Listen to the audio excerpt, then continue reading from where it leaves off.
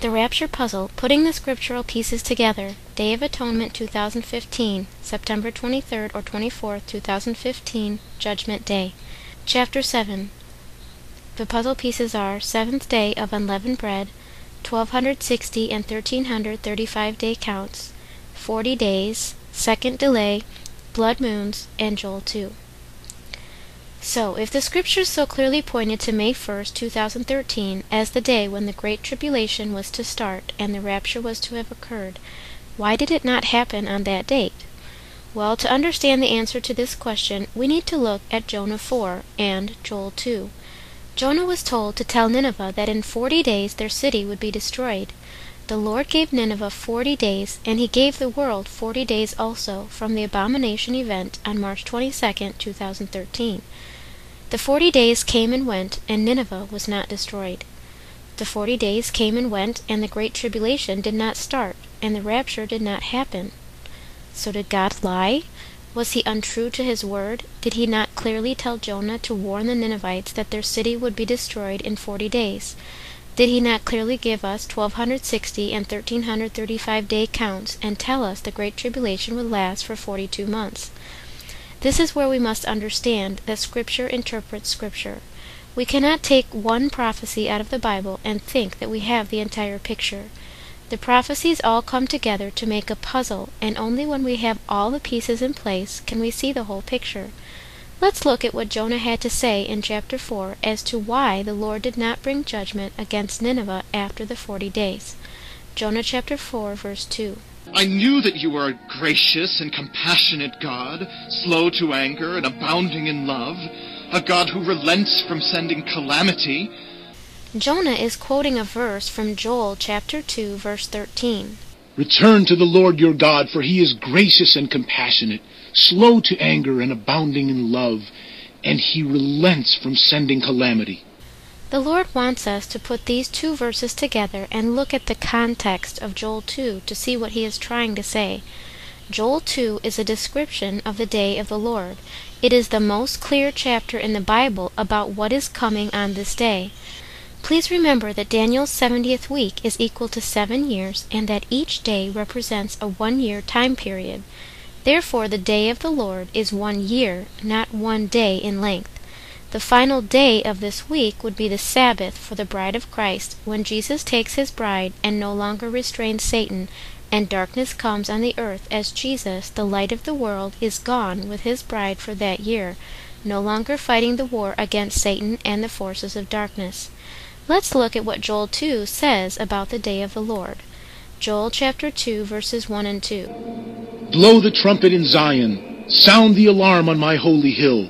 Let all who live in the land tremble, for the day of the Lord is coming. It is close at hand. A day of darkness and gloom, a day of clouds and blackness. Joel chapter 2, verse 11. The day of the Lord is great. It is dreadful. Who can endure it? Joel chapter 2, verse 31. The sun will be turned to darkness, and the moon to blood, before the coming of the great and dreadful day of the Lord. Now let's look at the first 11 verses in Joel 2 and see what other scriptures say about this event as well. Blow the trumpet in Zion, sound the alarm on my holy hill. Let all who live in the land tremble, for the day of the Lord is coming. It is close at hand. A day of darkness and gloom, a day of clouds and blackness. Like dawn spreading across the mountains, a large and mighty army comes, such as never was in ancient times, nor ever will be in ages to come. Before them fire devours, behind them a flame blazes. Before them the land is like the Garden of Eden, behind them a desert waste. Nothing escapes them. They have the appearance of horses. They gallop along like cavalry. With a noise like that of chariots, they leap over the mountain tops, like a crackling fire consuming stubble, like a mighty army drawn up for battle. At the sight of them, nations are in anguish. Every face turns pale. They charge like warriors. They scale walls like soldiers. They all march in line, not swerving from their course. They do not jostle each other. Each marches straight ahead. They plunge through defenses without breaking ranks. They rush upon the city. They run along the wall. They climb into the houses. Like thieves they enter through the windows. Before them the earth shakes. The heavens tremble. The sun and moon are darkened, and the stars no longer shine. The Lord thunders at the head of his army. His forces are beyond number, and mighty is the army that obeys his command. The day of the Lord is great. It is dreadful. Who can endure it? From Revelation chapter 9. The fifth angel sounded his trumpet, and I saw a star that had fallen from the sky to the earth. The star was given the key to the shaft of the abyss. When he opened the abyss, smoke rose from it like the smoke from a gigantic furnace. The sun and sky were darkened by the smoke from the abyss, and out of the smoke locusts came down on the earth and were given power like that of scorpions of the earth. The locusts looked like horses prepared for battle. On their heads they wore something like crowns of gold, and their faces resembled human faces. Their hair was like woman's hair, and their teeth were like lions' teeth. They had breastplates like breastplates of iron, and the sound of their wings was like the thundering of many horses and chariots rushing into battle. They had tails with stingers, like scorpions, and in their tails they had power to torment people for 5 months. They had as king over them the angel of the abyss, whose name in Hebrew is Abaddon, and in Greek is Apollyon, that is, destroyer. John chapter 10, verse 10. The thief comes only to steal and kill and destroy.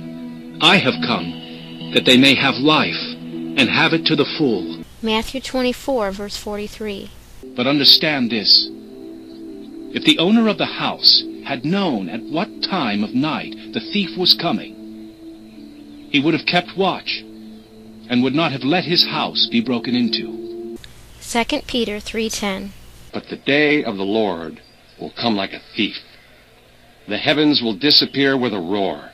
The elements will be destroyed by fire, and the earth and everything done in it will be laid bare. Notice that Joel 2 mentions the sun will be darkened and the moon turned to blood before the coming of this dreadful day of the Lord. Peter quotes from this verse in Acts 2:20, but calls it the glorious day of the Lord. For the New Testament saints who are walking with Christ, it will be a glorious day. For those left behind, it will be a dreadful day. Joel 2:10 mentions the sun and moon are darkened at this time. On the Feast of Trumpets in 2015, we have a solar eclipse, and the first day of the Feast of Tabernacles we have a total lunar eclipse, which will be a super blood moon seen by all of Jerusalem. Right in between those two dates, we have the Day of Atonement on September 23, 2015. So we have the sun and moon being darkened on the fall feast days. Not only that, but we also had lunar eclipses on the first day of Tabernacles and first day of unleavened bread in 2013, 2014, and 2015. The Jewish calendar was off by a month in 2013, so if you move the calendar to where it should have been, you will see that there was actually a lunar eclipse on the first day of unleavened bread and tabernacles that year, as well as in 2014 and 2015. We also have a solar eclipse right on Aviv 1 in 2015 at the start of the biblical New Year. Jesus told us to watch for the signs in the sun, moon, and stars. Please look at graph A to see the unbelievable fingerprint of God on this tetrad. It is unlike anything ever seen before in human history. Now let's look at what else Joel 2 tells us about this day. Joel 2, verses 15 and 16. Blow the trumpet in Zion. Declare a holy fast. Call a sacred assembly. Gather the people. Consecrate the assembly. Bring together the elders. Gather the children, those nursing at the breast. Let the bridegroom leave his room, and the bride her chamber. In this verse we see the trumpet sounding, a holy fast being declared, and a sacred assembly called. All three of these take place on the Day of Atonement. From Numbers 29, verse 7. 10 days later, on the 10th day of the same month, you must call another holy assembly. On that day, the Day of Atonement, the people must go without food and must do no ordinary work. Leviticus 25:9 says, Then have the trumpet sounded everywhere on the 10th day of the 7th month. On the Day of Atonement sound the trumpet throughout your land. The bridegroom is to leave his room to go get his bride from her chamber. Joel chapter 2 verse 31 and 32 says, The sun will be turned to darkness, and the moon to blood, before the coming of the great and dreadful day of the Lord. And everyone who calls on the name of the Lord will be saved. For on Mount Zion and in Jerusalem there will be deliverance, as the Lord has said, even among the survivors whom the Lord calls. Luke 21:36 says, Watch ye therefore, and pray always, that ye may be accounted worthy to escape all these things that shall come to pass, and to stand before the Son of Man. From Revelation chapter 6 verses 12 through 17. And I beheld, when he had opened the sixth seal, and lo, there was a great earthquake, and the sun became black as sackcloth of hair, and the moon became as blood, and the stars of heaven fell unto the earth, even as a fig tree casteth her untimely figs when she is shaken of a mighty wind. And heaven departed as a scroll when it is rolled together, and every mountain and island were moved out of their places. And the kings of the earth, and the great men, and the rich men, and the chief captains, and the mighty men, and every bondman, and every freeman, hid themselves in the dens and in the rocks of the mountains, and said to the mountains and rocks, Fall on us, and hide us from the face of him that sitteth on the throne, and from the wrath of the Lamb. For the great day of his wrath is come, and who shall be able to stand? Psalm chapter 24 verses 3 and 4. Who may ascend the mountain of the Lord? Who may stand in his holy place? The one who has clean hands and a pure heart, who does not trust in an idol or swear by a false god. So to answer the question as to why the Lord is shortening the days of the Great Tribulation, it is because of his incredible grace and compassion towards humanity. He is a gracious and compassionate God, abounding in love, and he relents from sending calamity. See Jonah 4 and Joel 2. He does not want to send his wrath. If he had allowed the Great Tribulation to begin in May 2013, no flesh would have survived for 3.5 years. Not one person would be alive to witness the second coming of Christ to the earth. Satan would have killed the entire human race in less than 3.5 years if Jesus was not restraining him. And for those who have been left behind, he is still calling out to you from Joel chapter 2, verses 12 and 13. Even now, declares the Lord, return to me with all your heart, with fasting and weeping and mourning. Rend your heart and not your garments. Return to the Lord your God, for he is gracious and compassionate, slow to anger and abounding in love, and he relents from sending calamity. It is important to know also that the book of Jonah is read by the Jewish people on the Day of Atonement. Why in the world do the Jewish people read the book of Jonah on this day? Because the Lord is trying to point all of us to the connection between Jonah and Joel chapter 2, how the Lord was to have brought his judgment on May 1st, 2013, 40 days after the abomination was set up and the start of the 1260 and 1335 day counts.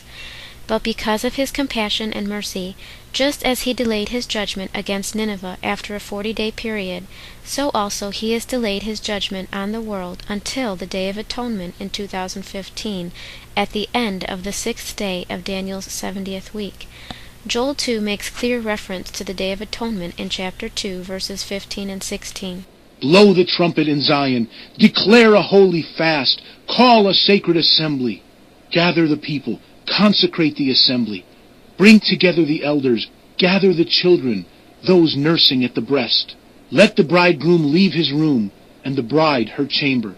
The Lord wants us to connect the story of Jonah to Joel chapter 2, which is a description of the day of the Lord starting on the Day of Atonement during the fall feasts, when the sun is darkened on the Feast of Trumpets and the moon turns to blood on the Feast of Tabernacles.